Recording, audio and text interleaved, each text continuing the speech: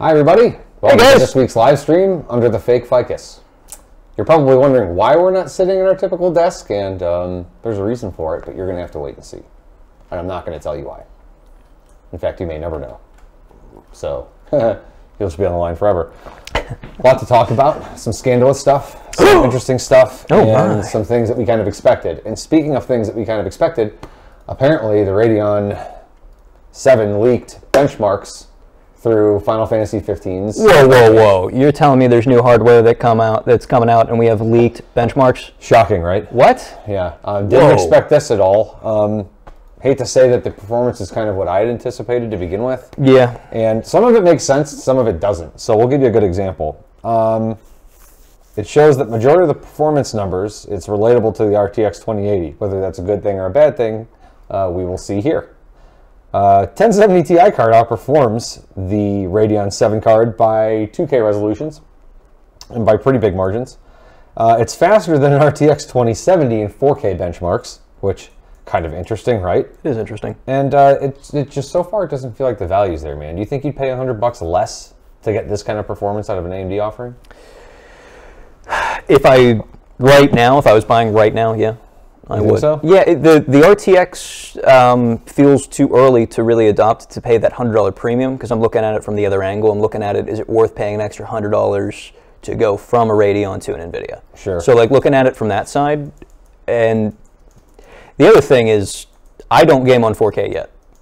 I probably could, but I just haven't bit the bullet and got the monitor. So I think that's going to be something with the next generation of cards we see become more prevalent is what resolution are you gaming at? Because until you can pick that out, the rest of the conversation really can't happen. Like you kind of need to figure out, are you a 1080p FPS guy or you just want 4K pretty? Right. Well, I want to see what the performance is going to be like across the board because I'm sure I'm not alone in understanding the fact that some AMD cards perform better than NVIDIA cards in certain games. It's very true. Was it Ashes of the Singularity?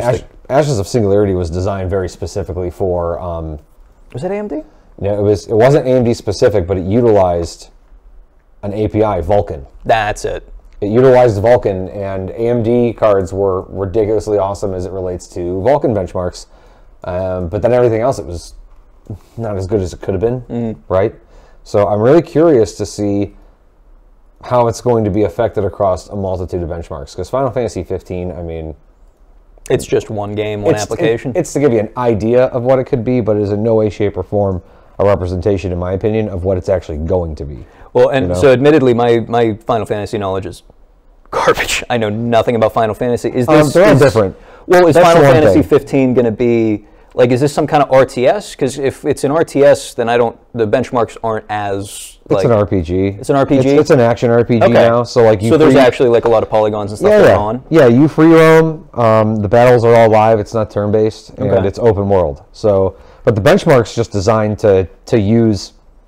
Like the design and architecture as far as a design standpoint goes, to push the card to a limit and capture a frame rate out of it. So it's basically no different than how the game would run for the most part. It just encompasses the good areas, the demanding areas, and like all of the shaders that are built around just the graphical framework of the game into a benchmark, which most of them do. But it also comes down to how the developer developed the game in the first place, whether you used Unreal Engine or if you used like Epic's engine, like. Yeah, and where they were developing. Yeah, it just has to depend on how the game's developed. You know, like the studio that made BioShock, for example, that was a game that played on practically every graphics card you could throw at it. It was just designed very well as far as utilization goes. And then there's games like PUBG, where it doesn't matter what hardware you have in your system, the frame rate's going to tank no matter what. I have a 9 or 10 gig PUBG update pending that I think is going to be the catalyst for me uninstalling the game. I haven't played it in forever. Really? Well, yeah, I haven't touched PUBG in probably like maybe 3 weeks. It's been like 4 months for me. The last time I played, Alex messaged me and was like, hey, you want to play? And I was like, all right. We played for like an hour and a half, and then we were both done because we died constantly. So that doesn't sound like PUBG. And you spent like half the map running around doing nothing? Well, that's the thing about games like PUBG, and it's the exact reason why I never really got into online gaming to begin with in a competitive manner, because it's one of those games that you have to sink a lot of time into to even be remotely good at. Yeah. And once I kind of realized that I put, I don't know, like 680 hours into the game, I'm like, that's 680 hours I could have put into probably close to 50 games. Yeah. I could have accomplished playing through 50 games, and all I did was sink that into one. Yep. Seems hardly productive. And a little sad. Yeah, but are you playing games to be productive? Yeah. I have an agenda. I got to clear my Steam Steam you list. are one of those weirdos that loves collectibles and stuff, aren't you? It or depends. at least to a certain extent. It depends. Like, we have certain collectibles that Casey and I hold on to. Oh no, I mean like in games, not like when you're playing like Assassin's Creed. Are you one of those people that's like, I got to get all the feathers? No, but I do have this terrible OCD problem to where if I'm playing a game like Assassin's Creed and I open a portion of the map, I have to clear all the icons off that portion before I open up another. Yep. So if there's like side missions or there's like things that you can pick up that you collect, yeah. But usually what ends up happening is I get 80% of the game, unlock the entire map, realize, man, I don't really care about these collectibles anymore, and then just straight shoot it to the end. I still put like 40 hours into the game, though. It's awful. I bet you got stuck on Far Cry for a while. Far Cry 5? No, that was like one of those. I'm gonna Far Cry 3, I was just constantly unlocking the map. Like, that's all I did in that game. Fast travel for me, man. I had to do fast travel because I just, like, I'm not going to walk across the map and waste like 5 minutes of my life just walking across the map. It's a game. People are like, oh, well, you miss out on a lot of like the environment enrichment. Like, you know, like animals attack you and you're right there, and maybe you find like someone's getting mugged and you save them. I'm like, dude, there's enough for you to get experience. You say that, but one of my favorite memories in games is Spider-Man 2, the movie game, whatever. I never played those mix Spider-Man of those. games. Never played them. But it was a great game, but you were just swinging around New York City, and like once every 5 to 15 minutes, some little kid would be like, my balloon! And then you'd have to go and catch a child's balloon. Are you kidding me? Oh, it was great. Why? But Spider-Man wouldn't do that in real life. Yes, he would. He's a friendly neighborhood Spider-Man. Dude, no, but if he's swinging through a bunch of skyscrapers, he obviously has an agenda, and he can't stop to get the balloon, because what if that balloon is minuscule compared to the people that he's going to save? What if he gets that balloon, goes to the child, and he's like, oh, hell, the bus fell off the bridge, they're all dead. It's a movie game made no way. Just enjoy the balloon moment. Enjoy it. The balloonment. The balloonment. The balloonment. Okay. We have some sad news for anybody that was anticipating that the graphics card production would actually be getting better. Yeah, well, so TSMC, they manufacture wafers, which are a main component in semiconductors, which then go into CPUs, GPUs, practically everything as far as our industry is concerned. So TSMC is involved in pretty much everybody's production process. That includes NVIDIA, AMD, Huawei, everybody. So effectively what happened is one of their fabs went down and they got about 10,000 bad wafers, which functionally is about 3 days worth of their production for that fab, about 10% wafers over a month. Wow. So what's interesting though is we were just talking about the Radeon VII. So because that's a 7-nanometer process, that's not going to be affected directly by this issue. With that being said though, Turing and Pascal, both of the NVIDIA GPUs that are out right now, that's going to get hit. So we don't know how this is going to go, and this could be something that, you know, we don't see this effect for what, 3 months? Hopefully even later, man. Or we don't see it at all. Like, we don't know, but there is, with this going that far up the pipeline, there are potential kind of snowball effects that we could see on the consumer side. You got to think too, it's probably not going to affect everybody. They're probably either, the smart thing to do would be to just span the distance between all the countries that are using these wafers, so it's just kind of evenly dispersed. Otherwise, if they toss this big of an issue at the U.S., like, it's going to make things worse than they already are. And that's, I mean, I saw a really cool video from Zotac. Okay. It was basically a how-to, like, how did they do this video? But it was Zotac's factory when they make graphics cards.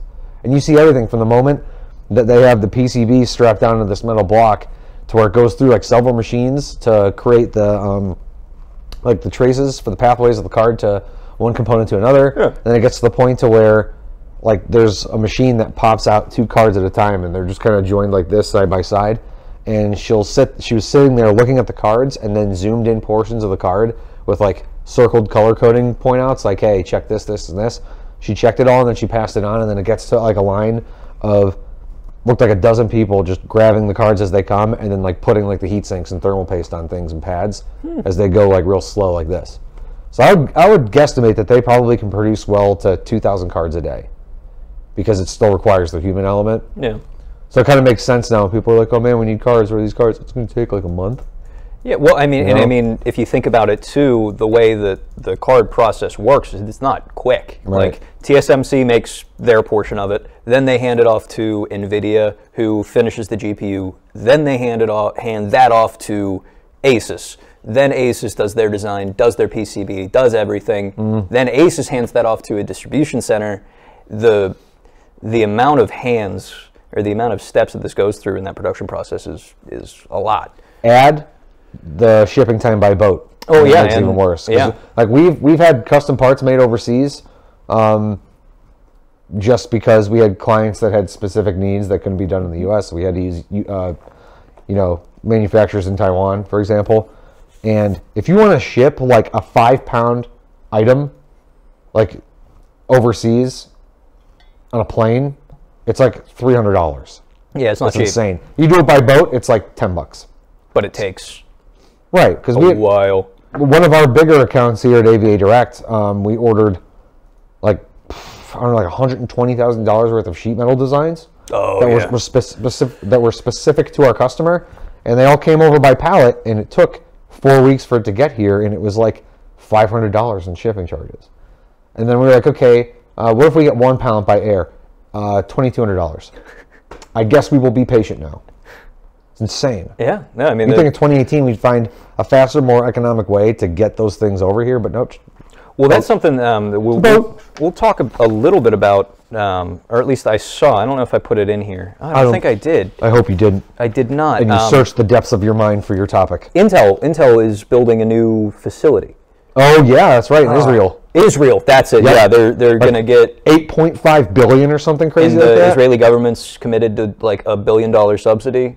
Oh my gosh. Yeah, so I mean that's kind of bringing it up. That's an interesting thing that we may see. If TSMC, because they are a single point of failure for a lot of these companies, I wonder if that's what we're seeing. Intel and who was it? Foxconn's building a fab, aren't they? Yes, they are. They were gonna funny you say that because I was gonna talk about it, and I'll mention that here in a second.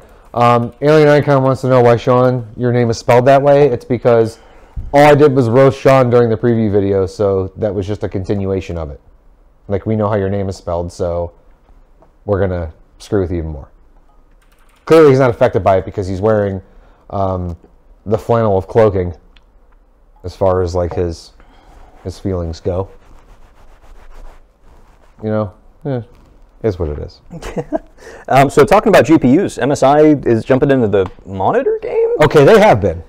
I mean, let me clarify. They've had monitors now for about a year. They debuted these monitors CES 2018. Okay. All right.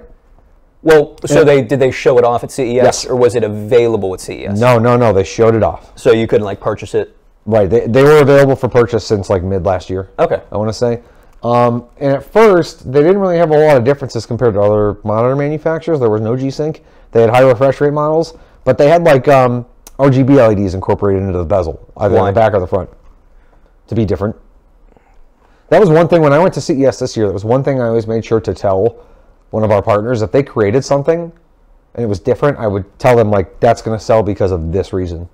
Everybody does this, but you did this, that one, we have that one in the stream room that I think it's an Asus monitor, and it's a great monitor. They're both Asus monitors. It's huge, great resolution. Huge. And it's so huge. Huge. I'm sorry. Huge. You need a spray tan too while you're doing it. Oh, jeez. Could you imagine what I would look like? Just like a lumberjack carrot. It looks like this, and it shows it on your desk. It like it illuminates the Asus logo. Yeah, it illuminates the light from the stand. No, dog, I don't need that. Like, that bugs me for some reason. Yeah, I'm okay with it, honestly. It takes a lot for me to lose focus when I'm gaming. I guess, once you do dial in. Especially once you put headphones on and you get used to like the headphone style of gaming, and then like you zone everything out. Never fails if I have my headphones on. If Casey comes downstairs and like touches my shoulder, like, it immediately makes me jump, and I'm not I have a jumpy person. I live by myself, so I have a mirror set up on my desk. So you can see behind yourself? Yes, it freaks me out. How creepy would that be if you just glance up and there's just a body in your doorway? Yeah, it'd be a lot less creepy than looking up, not seeing anything, and then turning around and seeing it. So the mirror at least gives you like that half a second of, so yeah. Because I have big I can be so superstitious sometimes. SteelSeries. I have the SteelSeries Arctis 7s, the wireless ones. Oh, those are good ones. They're great. I've heard great things. They have the hot swappable batteries, right? No, that's the Pro. I have like a half a step below that. The battery life still on them is great. Yeah. But man, you can't hear anything. Can you at least like plug them in hardwired to your PC if your battery dies? Yeah. That's cool. Yeah, you can plug it in hardwire. It has the neat thing, it has two headsets as far as Windows is concerned. It's Really? 2 audio inputs. Interesting. So you can set like gaming versus chat is what it calls it, but you can set like when I'm in Discord I set it like this, and when I'm doing like watching a movie I set it another way. That's cool. And you can just do it in between. It's pretty neat, but yeah, you can't hear anything. Yeah, the Creative Sound card I have has a similar fashion where you can create profiles and it's just like one click saves your equalizer settings, it saves what kind of an output it's going to. It's nice. It works okay. I was never really a huge fan of Creative to begin with, but I thought I would use that feature a lot more than I ended up doing, but it's nice to have. Yeah. You know what I mean? That was a big disappointment for me when I had that Logitech wireless headset. It was one of the first wireless. Oh, the one I borrowed for like 2 months? Yeah, yeah. If it dies, if it's dying and you plug the cable in, it's not enough to sustain it, it'll die. Still, it still dies. I'm like, really, Logitech, you couldn't have created some sort of like a bypass protocol that's like, oh, I sense a cable, now I'm powered. But what you do have to say, that headset would not die. No? No, no, I mean like the permanent death. Oh. Like, it's still going. We still use it. I also enjoy the fact that within like the first 2 weeks of using it, like, yeah, I got like this clicking and this static and it's just weird. I'm like, where's your wireless router? Right on my desk. That's why. Yeah, I learned that within like the first month of having it. I'm like, why does this keep happening? And I shut my modem off to reboot it, and I was listening to music on my headset and realized that didn't happen once. And I'm like, I did research, and people are like, yeah, if it's 2.4 gigahertz, it's going to mess with the signal because they chose the same signal for the headset. Interference, I suppose, right? I mean, with that being said, though, when did that headset come out? That was like, what, 6 years ago, if not longer? 2011?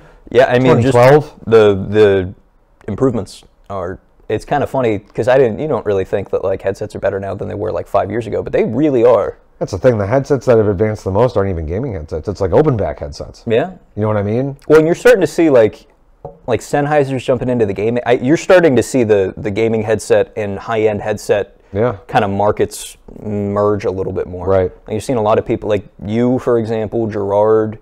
There's a couple people that even stopped of using the integrated mic and they're using desktop mics. Dude, I couldn't deal with the amount of communication problems I was having. And I listened to myself when I was doing a test one day and it sounded real boxy and I'm like, oh man, that sucks. Yeah. And then what convinced me was when I heard Gerard talking with us when we were gaming. He has the same mics that we use usually. I'm like, yeah, I'm like, how the hell does it sound like you're speaking in my ear right now? Oh, I use this microphone. I'm like, oh, I'm going to get me one of those. And that's exactly what I did. Sorry, yeah, I rambled in such a big way. I apologize. No, so did I. MSI monitors. Yeah. It's a big deal now that they're G-Sync compatible monitors because they didn't have G-Sync before. And now MSI has certified them for use, which I guess is okay. Well, remember we were talking about this like 2 weeks ago with the levels of G-Sync now with the changes from NVIDIA. There's like, what, 4 levels of G-Sync monitor now? Yeah, I think these are going to be like the simple basic G-Sync 1. I don't think it's going to be an advancement. I could be wrong. There wasn't a whole lot of details in the article. Well, wait, hold on. Because you said in here that it said verified, right? Or tested? No, here's the thing. MSI verified compatibility. That's their page and their reference for all the monitors. Okay. NVIDIA has not. And NVIDIA's verification is ridiculously stringent. For example, they tested over 200 monitors, I believe. It's in here in my notes. Let me see. Oh, no, sorry. Out of 400 monitors that NVIDIA checked for certification, 12 passed. 12. Yeah. Well, that 12 was the ones that weren't listed as G-Sync, right? That was like FreeSync monitors that now, with the G-Sync update, would qualify? I think so, yeah. Yeah. Because MSI had FreeSync capable monitors, so now that it's working. Which, by the way, something that really chaps my ass, dude. Do you know how the NVIDIA is coming out with the variable refresh rate support? Yeah. The VRR? That means absolutely nothing if you use that with, let's say, like a smart TV that's got VRR, because it needs HDMI 2.1 to work. And there's no HDMI 2.1 ports in any RTX cards coming out. None. So if you were going to use it with a smart TV, you can nix that idea, unless there's an option for you to get like a display port to HDMI 2.1. Maybe, yeah. That's almost be what you have to do. I mean, I guess that would be cool, but it just kind of pissed me off that it's like, oh, you're going to certify this.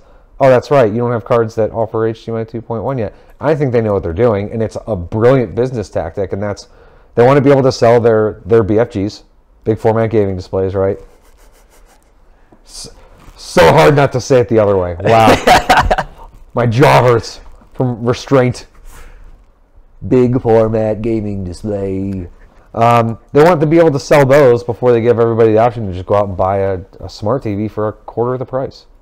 You know, they still haven't confirmed the big format gaming display prices yet. Like, there's NVIDIA themselves and HP and Asus have not come out with a price point yet, but reportedly you can expect to pay around $5,000. So, wow. Start saving your pennies. Yeah, for real. Or, you know, eat bread and drink water for at least a year. Ramen and nothing but. Ramen and sadness in a bowl. Mix it with butter. So in other news, there's a potential, or essentially we saw yet another hardware leak. Could you believe it? Let me guess. Is it by Intel? How did you know? Bum, bum, bum! Essentially, so there is a new leak coming out that it looks like, and this follows, the reason we're lending a little bit of credence to this leak is that it follows kind of what Intel's done the past 4 or 5 generations with their product launches. But we've started to see indication of a 35-watt, 8-core, 16-thread 9900T. I wonder how single-threaded performance is going to handle. Single-threaded performance, decent. According to the leak, well, hold on, real quick before we get to that. This leak showed up on Yahoo, which just struck me funny because I didn't realize Yahoo was still a thing. Oh yeah, they have some kind of background. They're like they got their fingers in some pies. Aren't they responsible for Yelp? They have something going on because there's no way Yahoo.com's carrying that company, right? They can't be. Maybe somebody bought Yahoo and they're just like, hey, we own it. Hey. Maybe. Hey, yeah, it's probably like some like Richard Branson was like, you know what? Put that in the back pocket. Or maybe Brian Dennehy. Maybe Jeff Bezos' now ex-wife. I told you that joke, right? Which one? Somebody posted online when it was like, hey, Jeff Bezos is leaving his wife for his wife's friend. And they're like, wow, so now we know where Amazon's inspiration comes for. We noticed that you've viewed this item. Here's other items just like it. So he follows the similar moniker, I guess. I mean, hey, he has to pay a little bit extra a year, but he got free 2-day shipping. Okay. Oh, wow.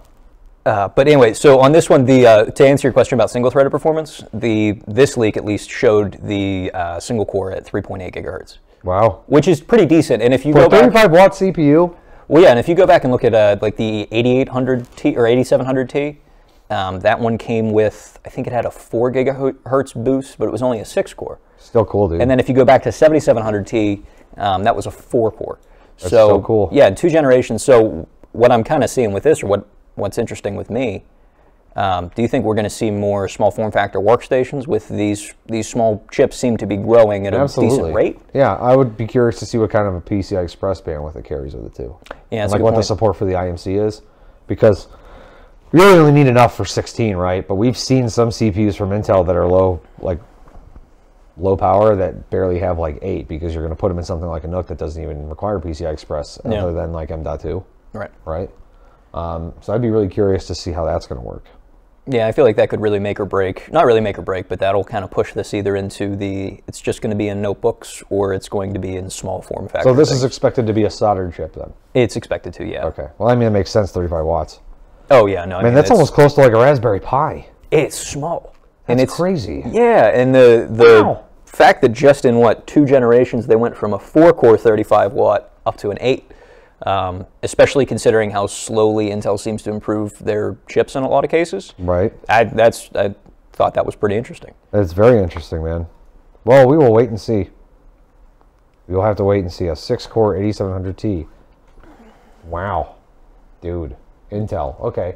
Now you're starting to get into AMD territory. This is what AMD was like focusing on for the longest time. And here's Intel like, we can do it too. I mean, I had somebody tell me at CES that they felt like Intel was kind of keeping something in their back pocket and letting AMD kind of have the floor for a little bit, and they're like, they can crush them anytime they want. I feel like Intel's had that kind of semi-arrogant mentality, though, for a long time. They've kind of earned it, though. No, they have, but like they had the same kind of attitude when right before Threadripper came out. They were like, oh, it's not going to be a big deal. And then that came, you know what I mean? Like, it feels like they're talking a big game, and I'm wondering how it's going to go. We're going to have to see. Yeah. For sure. But it's not going to end well for either company, I think. But we'll win. Hopefully. Right? Hopefully. Speaking of winning, Facebook won big time this week when Apple removed their developer certificate for iOS. Now, this is a pretty interesting story because admittedly when I saw this break, I didn't know what was going on, so I read into it. So what had happened was Apple is claiming that Facebook violated their iOS app agreement and like the terms and conditions, right? And by doing so, the violation calls for not being able to gather data, like mine data, for example, right? Well, Facebook did that, but what they did was they had some sort of like a development program or an app, like a dedicated app. It was called Facebook Research. Right? That sounds like Skynet. Right, I know, dude. So for $20 a month, they were allowed to have complete and total root access of your phone. No. Right? No. Like, yeah, sure, here you go. Do that. Apple was like, no, you can't do that. Fuck you. And that's that. You get root access to, like, I don't know about you, you get root access to my phone, my banking info's on there. Yep. My credit card accounts, my emails, everything. Good Lord. Dude, I know. That is horrifying. Tell me about it. Tell me. Here's the best part about it, though. Facebook didn't even get a notification. They just noticed that they could not log into their developer portal, and then they all had to download their own application through the Apple Store. Good. Like, all the developer applications and versions that they were able to just run in a sandbox and load to the phone and then just use it and see how it was. Yeah. None of them worked. Good. So that's, I mean, honestly, that's a pretty bold move by Apple. You know what, though? That is something, so I'm not a huge Apple fan. Obviously, PC and Android are what I use. Apple, as a company, in terms of protecting consumer data, has been on the forefront pretty much the entire time. Right. You know what I mean? And I do it. Like, that's good. You know what I mean? I'm glad that they did that. And something that I find interesting about this, I wonder, and this may just be my own internal bias, I kind of get the impression that the same kind of person that would tend to really be in that Apple ecosystem, also that mirrors a lot with the personality of somebody that's going to be on Facebook a lot. Oh, yeah. Or with the personality of somebody that would pay money to allow Facebook to mine. Sure. And I never really liked Mark Zuckerberg to begin with, so maybe I'm biased.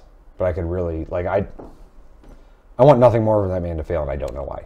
Something's going on. Like, don't know why, dude. You don't want it. You're not in it to make less money. That's really, I know. Yeah, you know what I mean. No, I mean, well, you've seen some of the interviews from like the people, the original founders of Facebook, and they left. And one guy was like, "I left because I saw the way that we were designing our application to literally reprogram and manipulate a human being's mind, and I wanted nothing to do with it." Yeah. Like, to use social media, he goes, "No, because I know what it's doing to the human race." And people Oh, yeah, it's horrible. Type deal, you know. Follow us on Twitter. Oh, sorry, I got to stretch. These chairs are awful. Yeah. Yeah, follow us on Twitter for more news about Mark Zuckerberg and the evils of social media. I mean, the terrible evils of social media, right? Apparently, or at least as it relates to like the swamp of likes and loves and laughs and whatever it is. Yeah. Right. So we need to talk about another Intel offering, huh? Yeah, I mean, this one I just wanted to kind of talk about. I've been battling a Xeon system all this week, so it was kind of on my mind. What chipset is it? It is C621, I think. I think that's the number. What chipset? C621. That's Xeon V4 processors. Is that the Xeon V4? It's the W series. Oh, then no. I forget what the chip. Yeah, that's what this processor is. C22? Maybe. No, wait, no. C422 is the old 2011 chipset, is it not? I don't know. I've admittedly have not been around a whole lot of Xeon hardware for a while. Well, I mean, they're splitting out. So you have the W series, you have the V4 series. You have so many high-end, like, different sockets and stuff for Intel right now. It is kind of a pain in the butt. But essentially what this one is the Xeon W series is the HEDT or high-end desktop Xeon offering from Intel. So they're kind of like, it's that hybrid right in between. This is the 28-core, 56-thread chip that Intel started talking about with the most recent Threadripper launch. Is this the one that they put on LN2? Yeah. And didn't tell anybody? Yeah, and this is the one, we saw that board, remember that, what board was it? We saw that massive motherboard. It's like this big for these processors. I think it was from Asus. I know Asus and Gigabyte have one. Yeah, they're coming out with one. We saw it, like, it's not even EATX. It's like SSIE. Yeah, they have one at CES. Huge.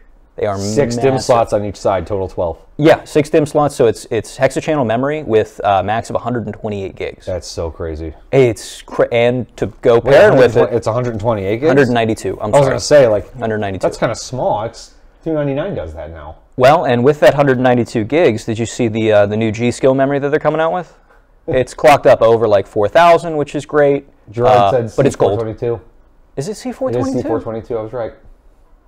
Which I knew it felt right, but I just didn't know for sure. I thought 422 was older. No.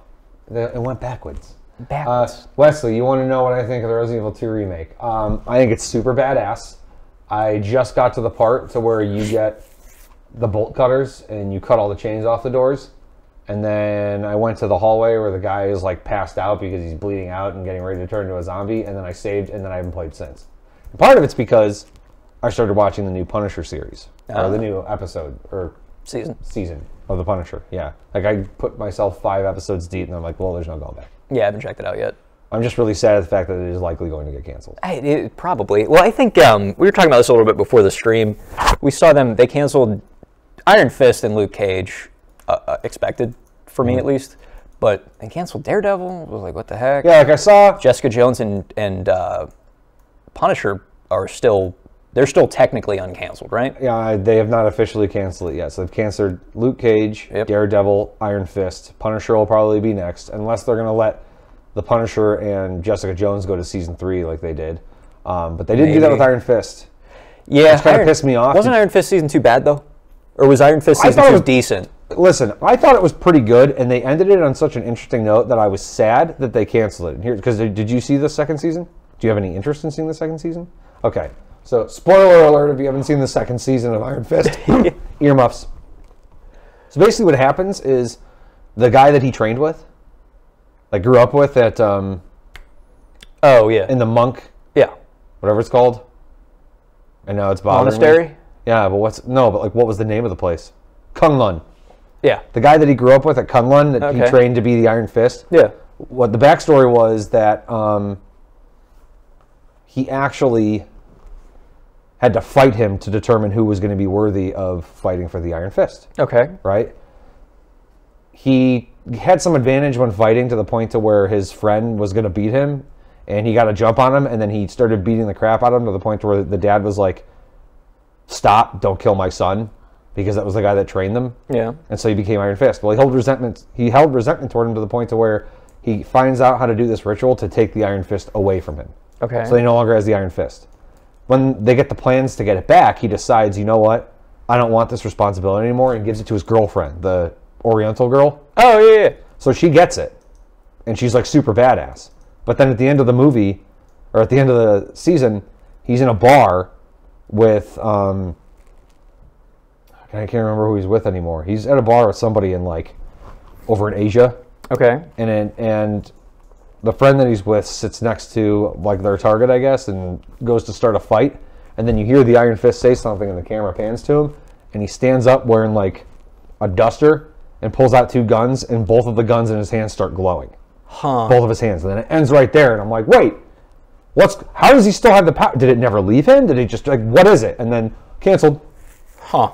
I'm like, seriously? Yeah, that's kind of mean. Yeah, thanks, Disney. They're just like, cha-ching, cha-ching. Well, I do kind of wonder if we're going to see, all right, wait. So Gerard W-98, Jessica Jones is more than likely going to get canceled because I think season 3 is already in the works. Oh, and if they cancel Punisher, I'm canceling my existence. Oh, Gerard, don't do that. There's people that care about you. Don't cancel your existence. Yeah. Well, I wonder if we're going to see...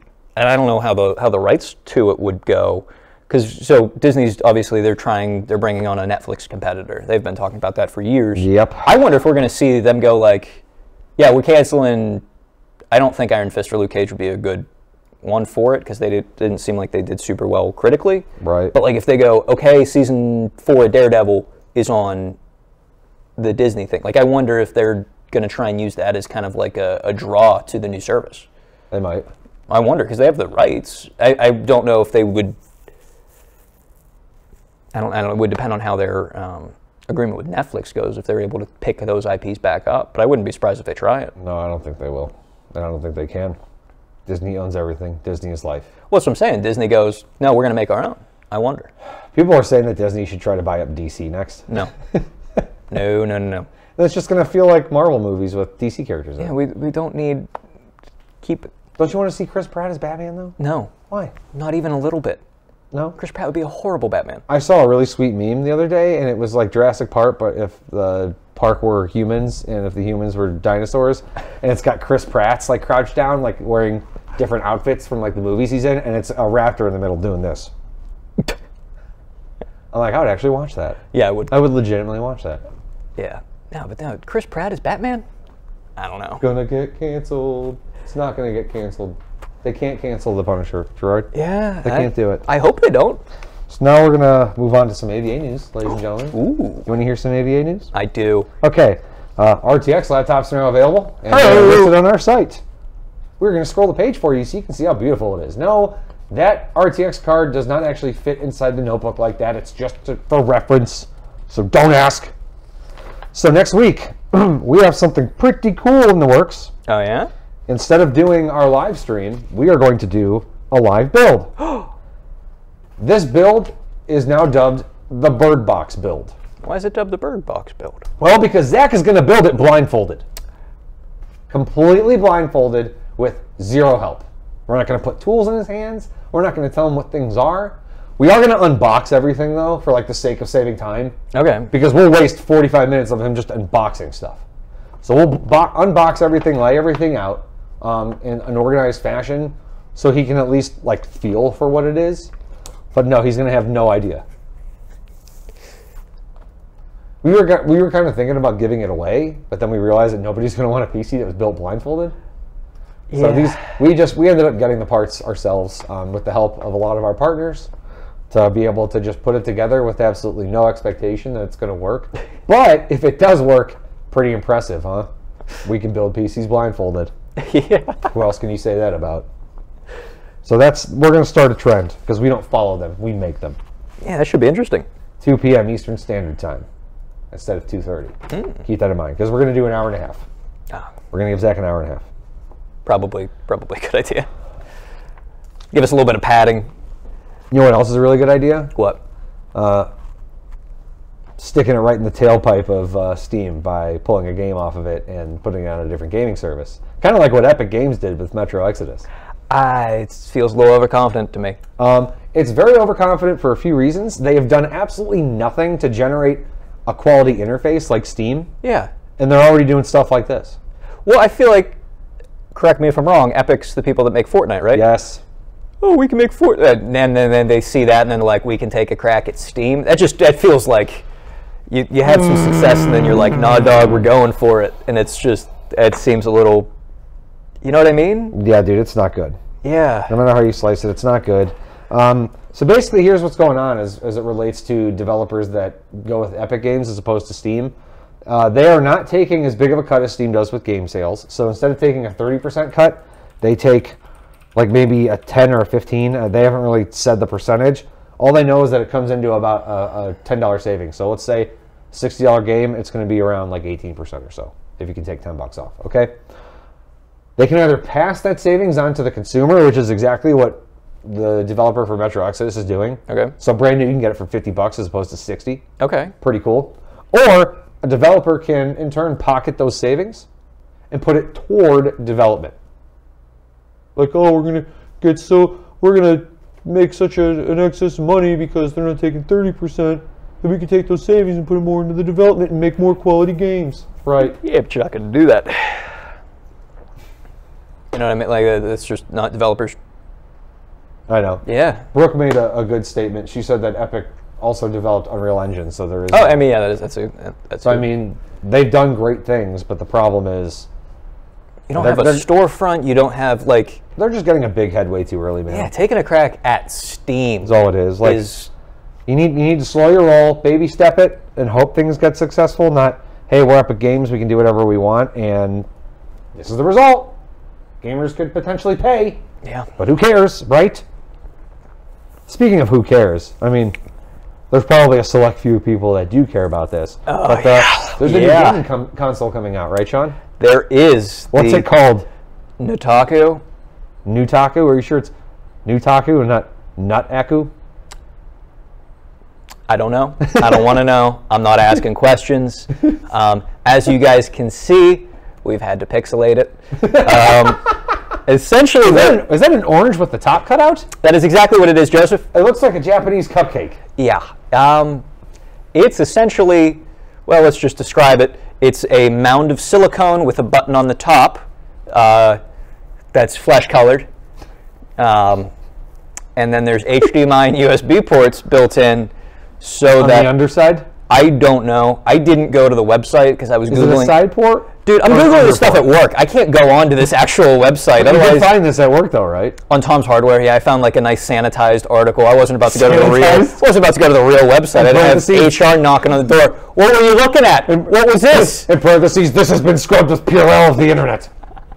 But yeah, so I mean, effectively, all it really is it's a little mini PC that plugs into their website, which is apparently like a dirty flashlight game, or a dirty game flashlight is essentially what I'm getting out of it. Who would do that? I don't know. Like, you have, at some point or another, a developer has to take a step back and literally their own pace. No, what I really wanted to say was see if there's even a demographic that would make this a tangible product to sell. I don't know, but some people just have too much money and resources on their hands. They're like, I'm going to create a booby console. Well, it's not too expensive. It's relatively affordable. It's $169. How many? $169. I feel like the Sarah McLachlan song should be playing right now. In the arms of the angel. Oh, God. Yeah, so will you be buying that console? Oh, yes, absolutely. We're going to get a pair of them for the office. Especially if I want to become single the very next day. I'm going to buy that. I got one for you too, honey. Oh, it's for you, not for me. I don't even like looking at it. Victoria's Secret's actually putting out a carrying case for these.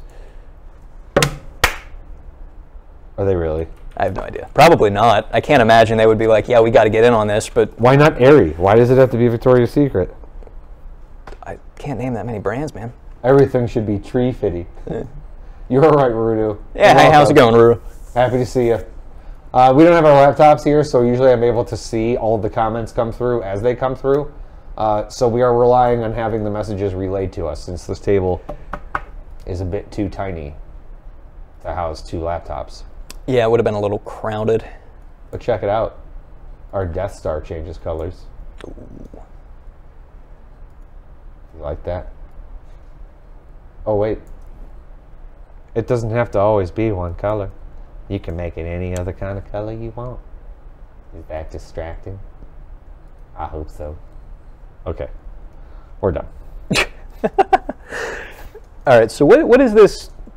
I just want you to read the top line, because I realized I didn't even say what it was about. Go, what does it say? Go on. Give yourself a super knife by using monitors with high refresh rates. So, by super knife, I mean an actual weapon. A secondary wife, or a secondary wife. Secondary wife. So, I'm referring to a super knife is a weapon in a game, and the game that I'm referring to is Resident Evil.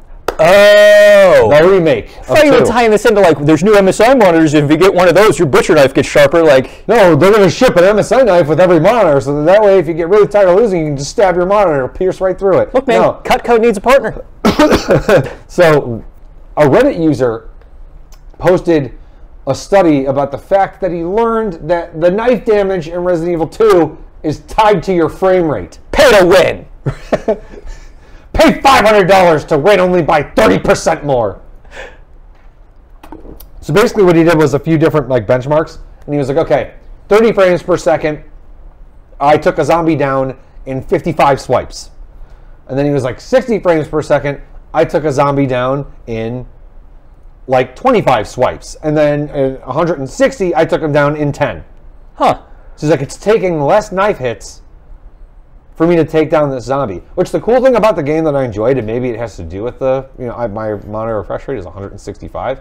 So maybe that makes sense why I'm like, oh, the knife's pretty strong here. No, he's doing... Oh, no wonder you're having an easy time in the game, huh? Well, right, and I'm also thinking of the original Resident Evil, okay? Because I played the first Resident Evil remake, and I would knife the zombies to try and save bullets, and your swiping timing was like swipe, swipe. That's how Resident Evil 4 was. Yeah, it's real slow. Yeah. This one, Leon's like, like it's super fast, right? So wait, is it super fast, or is it just super fast because your refresh rate's fast? Like, no, it's is the animation faster? The animation is definitely faster because you can tell that the animation is much faster.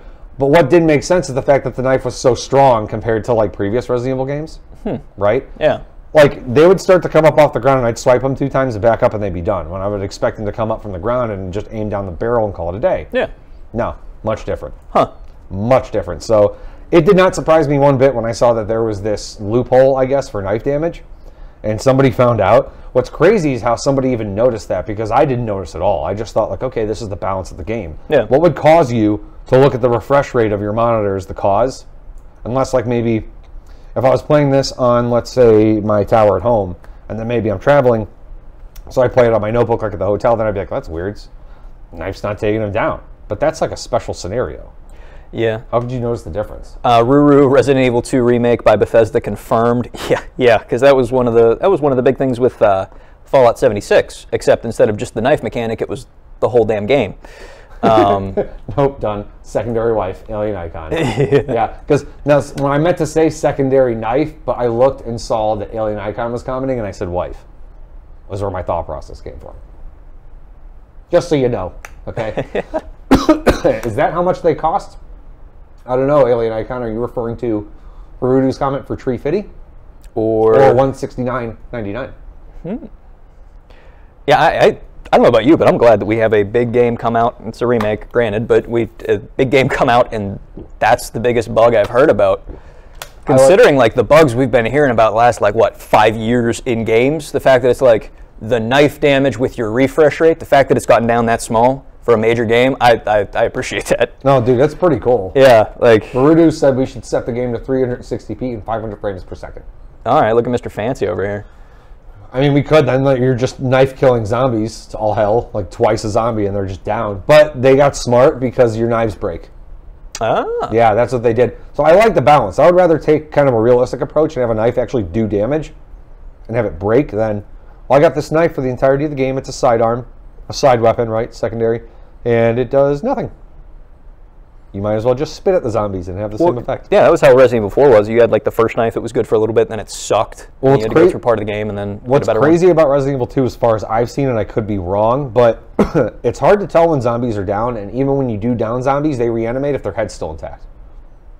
That's pretty cool. I mean, dude, it's nerve-wracking because you walk through a room where there's a pile of zombies and you're like... Because I went to like the West office, which is like one of the very first offices you go when you get to the police station. Okay. Excuse me. And that's where you find a bunch of stuff that makes the game a lot easier for you, even in the original and in the remake. And I took out the 2 zombies, and one zombie I killed in the side office, and then like a half hour went by, and I just went to run through the office to get to the lobby, and he was standing right by the door. Like the zombie that I took out in the office was standing right by the door, and I'm like, okay, I guess that happens. Dude, I don't know if I can play this game. Dude, it's so fun though. It's fun, and I like it because there's no music. Is it open world or linear? I mean, you can go anywhere you want, but it's like you're in settings. So like you're in the police station, so you can't leave the police station and go to like the library next door, next to the McDonald's. Like you have to follow a path, but you can like explore however you want. So it's set up kind of like you get like a big level, and there's a bunch of different things you can do on that level, and then you just kind of work through it at your own pace? What I like about the game is that it relies, you have to rely heavily on your short-term and long-term memory to be good at it. Like, for example, I found the bolt cutters. Okay. And I immediately remembered I've seen doors with chains on them. And I immediately remembered which doors and which areas they were because I made it a point. Because I've been playing Resident Evil games so long that I know, like, that's not accessible for now. Yeah. But it will be. And I ran back to all the rooms and bolt cut everything, dropped the bolt cutters, and then took it all. Gotcha. The thing that they do differently in this one that they haven't done in Resident Evil games before is usually if you get like an item like a key to unlock like 4 doors, you'll put the key in the last lock and it will say, this item is useless. Would you like to discard it? And you're just like, yeah. Now it just shows a red X or a red check mark next to items you don't need anymore, and you have to discard them. Huh. But you can discard anything. Yeah, how's the... that was one of my favorite things about Resident Evil 4, and I'm aware this makes me a weirdo. I love the inventory management. Like, I love the attaché case, and you have to like figure out you have to get your gun here, and you can only carry this many bullets. How's the inventory? Inventory is just real straightforward. You have one slot, you can use that for the gun. You have another slot, you use that for the ammunition. You have one slot, you use that for herbs. So it's one slot, one item. Gotcha. Essentially. So it's not like Tetris. Oh, I missed that. But the great thing is you can pick up like additional expansion in bags. Like you'll get like a side bag, and then you'll see Leon or Claire wearing it on the side of the belt, and they have additional usage. I just like the fact, and this was another big change. I was so excited to see they did this. If you go to pick up an item and it knows you have a similar item, it just increases the quantity in your inventory. It's not like, oh, it just stacks automatically? Yeah, so like you'll find wood boards that you can use to board up windows that are shattered. And if you pick up 3 of them, it's just like wood boards, quantity 3, 1 square. Oh, nice. I'm like, awesome. Because I just got done playing the remake of Resident Evil 1 where you're Chris Redfield and he only has 6 inventory slots. 2 are already taken up from your weapon and the ammo, another for a key, another for healing items. Oh, look, you have 2 open slots. Okay, hold up, real quick. Wesley, Resident Evil 4 inventory management is not true inventory management. Get out of here with your elitist. I mean, he's not wrong. What are you talking about?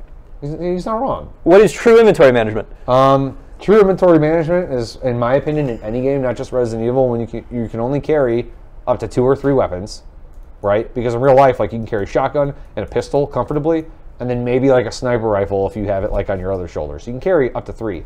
So the games like back in the day, Doom, where you're like, I have 9 weapons. Where are you putting them all, Mr. Doom Marine? Look, man, I don't want to know. You can't get elitist about like old games. You can carry more guns than like you could physically carry. Like true inventory management. In that case, then Skyrim doesn't have inventory management. Wesley, Resident Evil 4 knife against Krauser was OP. Right. I mean, this is Wes saying all this crap. He just wants to fight. Or Rudy, it's corridors full of locked rooms. Very true. That honestly, like. That sounds like fun to me. Linear, but there is exploration. That's what I like that in games a lot. I might pick this up this weekend. Yeah, dude, what's fun about it is they didn't put any music in it. And most Resident Evils, most people know, like there's, at least the original ones, there was always kind of this ominous music to kind of set the tone for where you were. Okay. Resident Evil 1 was real notorious for that, and it worked very well for it because it was the first survival horror game of its kind. Yeah. In Resident Evil 2, the remake, you could walk around the police station and you get to a lock and you're trying to break open the combination and you hear things around you like falling and footsteps and stuff and you're just like, it made me realize, dude, if this game was in VR, I'd be terrified to play it because you'd constantly be doing this. Like looking back over your shoulder because you know the moment they come out with the VR ad for it, they're going to make it possible for things to come up on you while you're in the middle of something. Wasn't there supposed to be a VR Resident Evil game? Like, there was supposed to... Okay, so what happened was, it was released that Sony was coming out with Resident Evil 7 VR for its VR headset. And somebody had pulled up the agreement somewhere online where it clearly stated that they only purchased exclusivity for Resident Evil 7 in VR for a year. It's been 2. Oh, gotcha. It's been 2 years. Absolutely zero confirmation from Capcom that they're going to introduce VR for the PC, which, to me, I do not understand why, because that is... People would rebuy Resident Evil 7 if they came out with a VR edition that you had to rebuy. Yeah. They probably would. All right, according to Kitties, they sold an official VR candle? What? A what? A Resident Evil VR candle. So the room will smell like so it smells like rotting flesh? It smells like failure? And death? It smells like Jill Valentine stuck in a cell for like 80% of the No, actually, we weren't that far off. Resident Evil VR candle smells like blood. Why would you do that? As if life isn't terrifying and scary enough. Here's a blood candle. Now play a scary game. But you buy candles so your house doesn't smell like weird stuff. I would rather it smell like farts than blood. Yeah, well... Like, give me a fart candle and I'll play Leisure Suit Larry and I'll be good. You say that. I don't know if I've ever, like, just smelled massive quantities of blood because I'm not a serial killer. It does. Like, where did I just hear that from? Oh, The Punisher, the 2nd season. This girl explains a scenario where the whole room is bloody and she's just kind of sitting there and she goes, it smelled like blood. I didn't know blood had its own smell like that. The Punisher's just like, yeah. Yeah, like, there's so much blood. It's my favorite when he yells at people, too, because it's very cliche manly. Hey!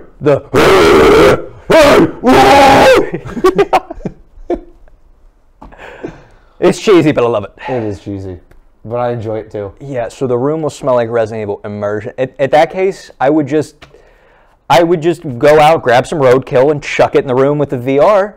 Get that nice dead thing smell. Find a skunk, bake it in the oven for 200 degrees for at least an hour, put it in a pan, and then set it down behind you when you're playing on your desk. That's all you got to do. Yeah, like it's just it's kind of weird. And that's also how you become instantly single if you're living with somebody. Oh yeah, there was that with the Soarin' thing down in Disney. That was they were big.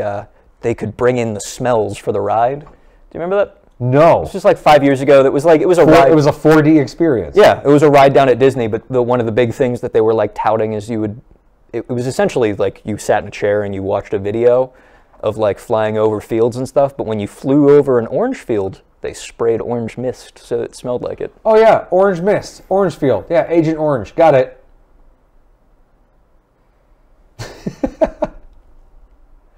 0 to 100. Real fucking quick. Yeah. I lost an arm and a sister. That reminds in my gut, in my passion for life. When I went to PAX West during the Intel Extreme Rig Challenge, that was right when they were coming 2016? Yeah, that was right when they were coming out with the Stick of Truth, South Park. They were demonstrating the game by putting 4 recliners up on a stage for 4 people to sit in, each one. Okay. And they would put this mask over your face that covered your nose, and they said it was smell-o-vision. Oh, no. And then it was meant to be used in conjunction with playing the game to get the essence. It was mainly just burps and farts. That's all it was. And like it had to have worked for some facet because at one point people were pulling the masks off their face. They were just like, ah. Other people were just laughing like, and they had this full infomercial on it to make it sound like it was like realistic. So for people that if they're living under a rock, don't see or watch South Park or don't understand their sense of humor, would look at it and be like, oh, smell-o-vision, great. Or for anybody that knows Trey Parker, Matt Stone, and their comedy style, you're like, that's yeah, one of the main mechanics of the game is like your power-ups are powered by farts. And then that ends up, burritos. And that kind of ends up being extrapolated even further in the fractured butthole. Yeah, I still haven't finished that. I need to. You know, dude, the storyline got kind of stale for me after a while. Did it? Yeah, the fighting was great. It was challenging. Yeah. Because instead of doing the turn-based, it was the tactics-based RPG, I like to call it, where you have a grid of squares, and you can move a certain direction outward, or you can attack a certain direction outward. So you'd have like a grid like this, and it would be like 16 by 16, and you would have certain attacks that you could have your team do where it either is a straight line clear across the board or in shapes. Yeah, it's a little bit more like XCOM. Yeah, that was, I was explaining that for people that maybe they haven't played it, but I liked that a lot better than the turn-based. Yeah, I prefer that. Turn-based just isn't really as challenging as it used to be. Well, it's a simpler mechanic. There's not as much, you can't do as much with it. Sure. Yeah. Completely unrelated, but I've been playing this this game called Mario plus Rabbids Kingdom. You ever heard of it? No. Okay. Casey got it for me one Christmas, and it admittedly just sat on the shelf forever. Okay. And we were like looking for something to do one night, and she goes, "Hey, we should play this game because you haven't even opened it." I'm like, I don't even know what it's about. I can't even read about it. She's like, well, I got it for you because it's like I got a bunch of reviews. It's an RPG game. Okay. Just like that, but Mario. And the one thing that pisses me off about it is you get Rabbids that are impersonating Mario characters, or you get the legitimate Mario characters to choose from. Okay. You cannot have either all Rabbids or all Mario characters. It has to be a mixture of the two. Like, so you have to kind of like... They say that the Nintendo creators created it to kind of add to the message of the game, which is that, like, the whole point of Mario fighting with the Rabbids is that not all Rabbids are bad, and they're trying to just essentially rule out the Rabbids that aren't good. Just like human beings, there's good human beings and bad human beings, right? Yeah. So they don't want to create that segregation where you can just be like, no, I hate all Rabbids, and just choose all human characters. They're like, no, you have to have at least one. Okay. That's the first time I've ever seen an RPG game like force balance like that. Yeah. It's kind of weird. It is kind of odd. Yeah. Is it a Switch game or? Yeah. Okay. Yeah, it's really fun. I haven't beat it yet. I need to. Well, speaking of Nintendo a little bit, they're bringing Mario Tactics. They're bringing Dr. Mario to the phone. What? Alien Icon. It is fun, but Joe doesn't share. What do you mean I don't share? I share all the time. Play any of my Switch games that you want. I mean, I got her a Switch. I'm not touching this one with a 10-foot pole. Dude. I got her a Switch for Christmas because, well, so if I wanted to play a game, she wasn't like, well, I want to play this. No. Get back at the couch, Tom Cruise. No. So she got like 80% of the way through Let's Go Eevee. Okay. I actually finished a Pokemon game for once. I've played like all of the new Pokemon games that have come out for years and get like 60% of the way through, and I'm like, I put it down. Yeah. This one I played it all the way through because it was nostalgic. I even went back and got Mewtwo, and then never played it again. Well, I mean, I don't know, Pokemon games for me, like, there's about 2 months out of the year where I can get into a Pokemon game, and then I need about 10 months to just be like, okay, let's let that go, and then like in another year, I'm going to want to play again. That's another Pokemon. Yeah. Well, it pissed me off because they introduced Mega Evolutions in it. And you're like, sweet. Yeah. And I had a roster that had 2 additional people that could get Mega Evolutions. And they're like, oh, when you get to the Elite Four, you can buy it off of this vendor. And I couldn't find the vendor anywhere. And then I looked it up, and they're like, oh, he doesn't appear until you defeat the Elite Four. I'm like, but then I'm not going to play it again. Yeah. Like, I can't, for some reason, I can just not adopt the style of gaming that's, I finished the storyline, now I'm going to keep playing the game to have fun. It's like, no, it's over. Yeah. Like, we're through. Don't make this any more awkward than you need to be. Yeah. I'm going to go away. Yeah, unless there's like a really good New Game Plus mode. DLC, sure. Yeah. Half the time I wait out for DLC to come back or to come out for a game before I even play it all the way through. If you know it's going to be story-based, yeah, absolutely. Alien Icon, why are we looking at Dr. Mario? And then Ruru, Dr. Mario's fun. We were looking at Dr. Mario, and it's just because we were talking a little bit about Nintendo earlier. Yeah, they're Dr. Mario's coming out with a phone. Yeah, both iOS and Android. Which, Alien Icon, you know, I told you about this. So, I mean, it's interesting. So we'll be, I kind of get the impression, because DS is not selling as well as it used to, but I mean, it had like, what, a 15-year run or something ridiculous. Dude, but the Switch? They're coming out with a smaller Switch, according to rumors. What? A smaller Switch? No, make it bigger! Well, so they're coming out with another Switch. So I'm curious to see if we're going to see Nintendo kind of kill off the DS line in the next couple years and go and focus more on, like, because the Switch is successful, really put their time and effort into that and on the mobile aspect. Because most of their games are really perfect for phones. I'm starting to feel like Nintendo has just delved into a product category that they just created for themselves that other people are going to follow suit with. Doesn't mean I can read the article you put up. I mean, it's true, but now you know the article exists. So you can find it and read it, right? No comment for you, right? Okay. I don't know, dude.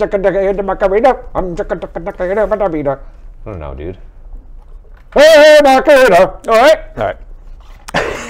But yeah, I feel like other people are going to make consoles just like the Switch in the sense of you want it to be portable, you can make it portable. Oh, you want to dock it? Dock it. Maybe, but does any other... Nintendo's kind of in a unique position for that, where their games aren't like that tactically demanding, but they're super popular and sell super well.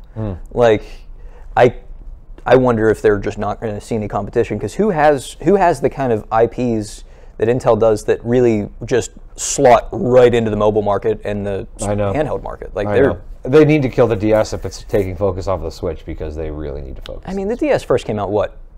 2006. 5? Yeah, 06. That's what I want to say. Yeah, it has had a massive run. Massive. Speaking of massive, there's a new gameplay trailer for a game that's out. Okay. It is called Atomic Heart. They are saying that it is a mixture of BioShock. There was a couple other ones that I can't remember. Okay.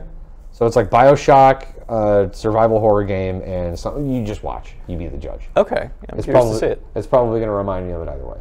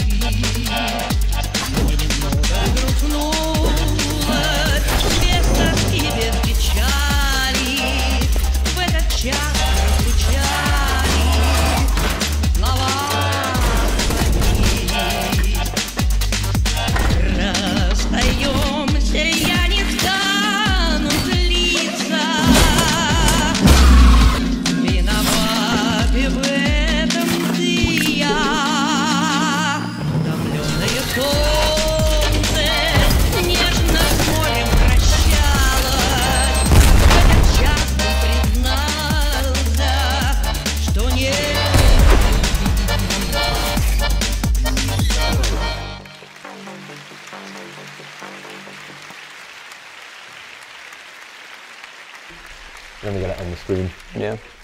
Yeah, I hadn't okay, so seen any of that. Bioshock and Fallout. That's what I was thinking of. Who's the developer? I don't know.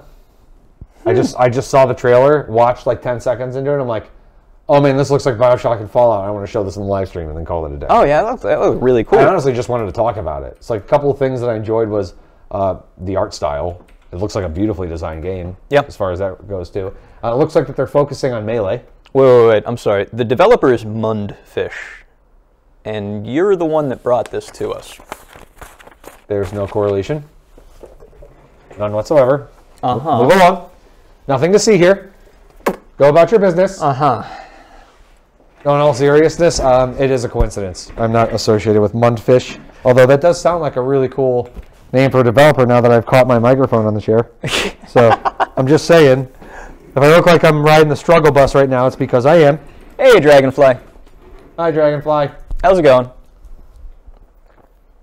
Thanks for joining, and I'm sorry that you joined in a really awkward moment where I've tied up my microphone with my chair. Like, it is in the wheel. It is stuck in the wheel. I can't get it out of the wheel. So on that note, I'm going to have to go because I'm having a very difficult time, and we've run out of time. So thanks for joining us, and the next time you see us, we'll be building a PC blindfolded. And hopefully we won't have any microphone cords caught in our wheels. Have a nice weekend, guys. Have a good one, guys.